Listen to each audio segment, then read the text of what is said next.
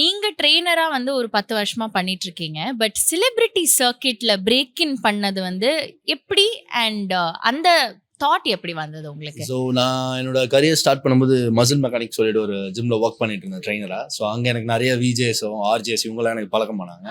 So அப்போ அவங்கள train பண்ண ஆரம்பித்தேன். ப்ளஸ் நானுமே ஆக்டிங்லேயும் மாடலிங்லேயும் எனக்கு நிறைய இன்ட்ரெஸ்ட் இருக்குது.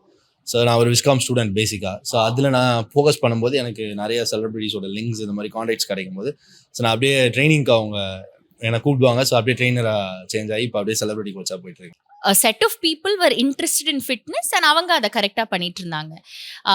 இப்போ மாதிரி எல்லாருமே நான் என்ன சாப்பிட்றேன், ஜிம்முக்கு போறேனா இல்லையாங்கிற அந்த கான்ஷியஸ்னஸ் அப்போ இல்லை.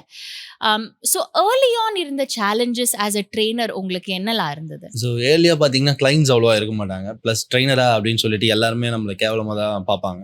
ஸோ வீட்லேயே பார்த்தீங்கன்னா நீ படிச்சிருக்க எதனா ஒர்க் போகலாமே, ட்ரெயினராக போய் என்ன பண்ண போகிற, வேஸ்ட் தானே, ஜிம்மில் போயிட்டு என்ன கிடைக்க போகுது, அது ஒரு கவர்மெண்ட் ஜாப்பும் இல்லை, கார்ப்பரேட் கம்பெனியும் இல்லை, உனக்கு எந்த ப்ராஃபிட்டும் இல்லை அப்படின்னு தான் சொல்லுவாங்க.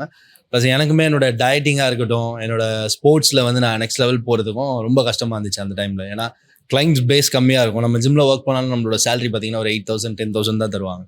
அது பார்த்தீங்கன்னா நம்மளோட ஃபுட் இன்டேக்கே போயிடும். ஸோ வீட்டில் காசு கொடுக்க முடியாது. நிறைய பிரச்சனையை நான் ஃபேஸ் பண்ணி ஸ்ட்ரகிள் தான் மேம் இருந்தேன். அதிசயங்களின் ஆரம்பம். அதிசயம் நடக்கும் நிச்சயமா.